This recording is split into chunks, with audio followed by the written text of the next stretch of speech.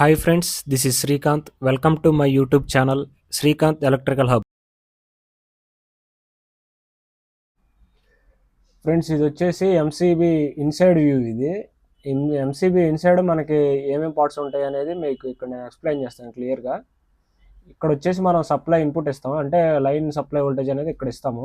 ఇది మనకి ఇలా ఇక్కడ సోలనాయిడ్ కాయలు ఒకటి ఉంది కదా, ఈ సోలనాయిడ్ కాయలకి సిరీస్గా ఉంటుంది మనకి అవుట్పుట్ లోడ్కి. ఇక్కడ చూడొచ్చు, ఇక్కడ సిరీస్గా కనెక్ట్ అయింది. ఈ ఇక్కడ ఇలా వచ్చేసి మనకి ఇక్కడ అవుట్పుట్కి ఇలా వస్తుంది వోల్టేజ్. ఇక్కడ నుండి మనకి ఈ ట్రిగ్గర్ ద్వారా ఈ బైమెటాలిక్ స్ట్రిప్ కనెక్ట్ అయ్యి ఇక్కడ నుండి మనకి అవుట్పుట్ అనేది లోడ్ బయటకు వస్తుంది. ఇది ఇలా ఆన్ చేసినప్పుడు ఇది వెళ్ళి మన ఇక్కడ ఇది ఉంది కదా, ఇది వెళ్ళి ఇక్కడ టచ్ అయినప్పుడు మనకి లోడ్ అనేది దీని ద్వారా ఇలా బైమెటాలిక్ స్ట్రిప్ నుండి ఇలా అవుట్పుట్ అనేది మనకి బయటకు వస్తుంది. ఇది మెయిన్గా మనకు వచ్చేసి రెండు కండిషన్స్లోనే వర్క్ అవుతుంది. ఒకటి వచ్చేసి షార్ట్ సర్క్యూట్, ఇంకోటి వచ్చేసి ఓవర్లోడ్. ఈ రెండు కండిషన్స్లోనే మనకి ఎంసీబీ వర్క్ చేస్తుంది. ఇప్పుడు సడన్గా మనం ఇచ్చిన లిమిట్ కంటే అంటే నేను ఒక 10 amps కరెంట్ అనేది ఈ సర్క్యూట్లో ఫ్లో అయ్యేలాగా ఇచ్చాను. అంటే నేను 10 amps ఎంసీబీ మనం ఈ సర్క్యూట్ కోసం యూజ్ చేసాం. కానీ అది సడన్గా 100 times లేకపోతే 250 times అయినప్పుడు అప్పుడు మాత్రమే మనకి ఈ సోలనాయిడ్ కాయిల్ అనేది వర్క్ చేస్తుంది. అప్పటి వరకు 10 amps వరకు ఇది సోలనాయిడ్ కాయిల్ లాగా వర్క్ చేయదు. ఇది ఒక కండక్టర్ లాగా వర్క్ చేస్తుంది. సప్లై అనేది డెలివరీ చేస్తూ ఉంటుంది. ఎప్పుడైతే మనకి సడన్గా కరెంట్ అనేది ఇంక్రీస్ అయిందో ఆటోమేటిక్గా దీంట్లో ఎలక్ట్రానిక్స్ ఫ్లో అనేది ఎక్కువైపోయి మనకి ఈ ట్రిగ్గర్ ఉంది కదా, ఈ ట్రిగ్గర్ అనేది ఇలా మనకి ముందుకు ప్రెస్ అయ్యి మనకి ఈ ఆన్ ఆఫ్ ఇది మెకానిజంని ఇది ప్రెస్ చేయడం వల్ల ఇది మనకి సర్క్యూట్ అనేది ట్రిప్ అయిపోతుంది.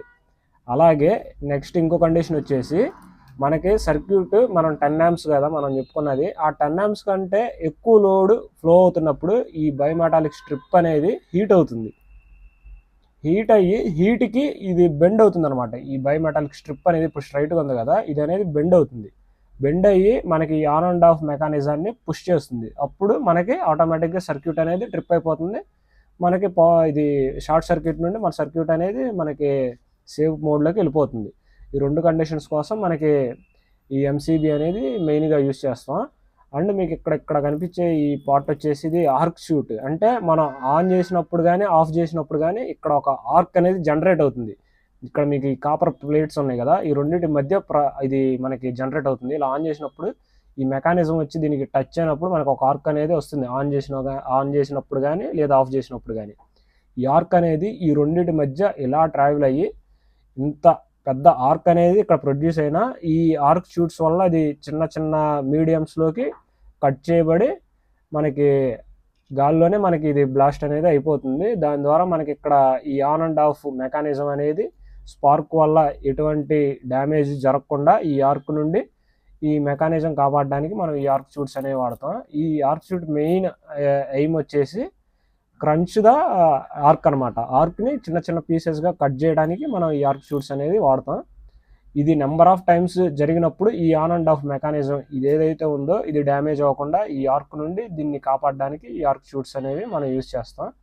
ఇది ఫ్రెండ్స్ మెయిన్గా ఎంసీబీలో ఉండే మొత్తం పార్ట్స్ ఇవి చేసే పని.